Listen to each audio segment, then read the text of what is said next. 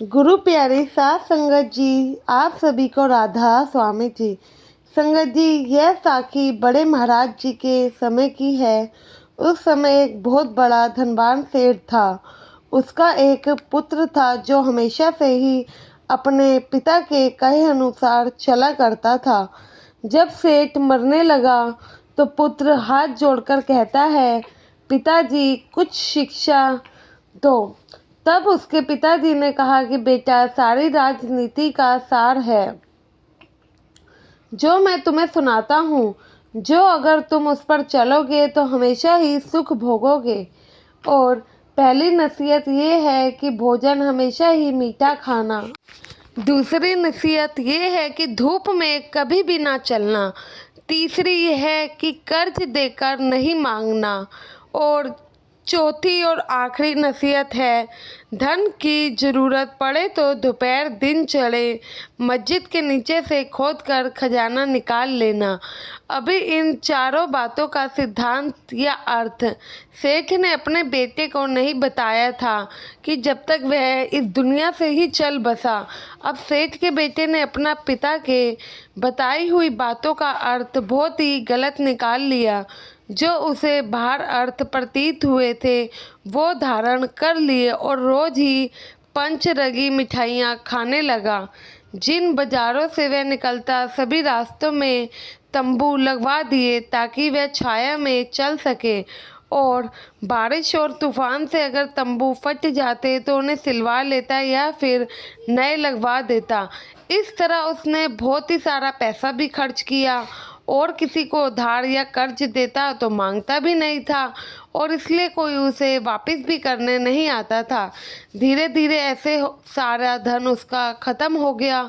एक दिन ऐसा आया कि वह बिल्कुल ही कंगाल हो गया और परेशान होकर मस्जिद को खोजने लगा। जब जब वह मस्जिद को खोदने लगा और वहाँ से कुछ नहीं मिला। काफ़ी लोगों ने उसे मना भी किया और वह नहीं माना तो कई लोगों ने उसकी पिटाई भी की, लेकिन कोई उसकी मदद करने नहीं आया। अब मामला मजहदी था तो मामला काफ़ी गंभीर हो गया। एक दिन उस सेठ से मिलने उसका कोई पुराना मित्र आता है। जब वह सेठ के बारे में पूछता है तो लोग कहते हैं वह तो स्वर्ग सिधार गए हैं और जो उनका बेटा है वह अभी जिंदा है, लेकिन मरे हुए से भी बदतर हालत है क्योंकि वह अपना सारा कुछ गवा बैठा है। अब लोगों से मार ही खाता फिरता है। जो सेठ का मित्र सोचता है कि यह तो इतने बड़े साहूकार का बेटा है जिसके धन कई पुश्तों तक खत्म नहीं होने वाला था, तो ये क्या इतनी जल्दी कैसे कंगाल हो गया। चलो चलकर एक बार उससे मिला जाए। फिर वह सेठ जी का मित्र सेठ जी के बेटे के पास आता है। उनके पास जाकर उनके दुखों का कारण पूछने लगता है। तब सेठ का बेटा अपना सारा हाल शुरू से बयां करता है और अपना पूरा किस्सा सुना देता है। तो वह अपने पिता की शिक्षाएं भी बताता है कि उसके पिता ने उसे ऐसी शिक्षाएं दी थी। अब सेठ जी के मित्र ने उनका सारा हाल सुना और अपना माथा पकड़ लिया और कहा कि बेटा, तुमसे भूल हो गई है। तुम इन बातों के अंदर के भाव को नहीं समझ पाए हो। जो बाहर के मतलब थे तुम उसे पकड़ कर बैठे हो, इसलिए तुम्हें इतना दुख झेलना पड़ा। इन शिक्षाओं का तो कुछ अलग ही मतलब है जो अब मैं तुम्हें बताने जा रहा हूँ। पहले जो तुम्हारे पिता ने यह कहा था कि मीठा भोजन खाना, तो इसका मतलब था कि जब अच्छी तरीके से भूख लगे तभी खाना, क्योंकि बिना भूख के तो कुछ भी अच्छा नहीं लगता है। और तुम भूख में सूखी रोटी भी खाओगे ना, वह भी मीठी लगेगी। दूसरा, छाया में चलने को इसलिए कहा था कि सूरज उगने से पहले ही तुम्हें उठ जाना है और दुकान पर पहुंच जाना है। सूरज छिपने के बाद अपनी दुकान से घर को लौटकर आना। अब तुम्हारे पिताजी ने तीसरी बात कही थी कर्ज की।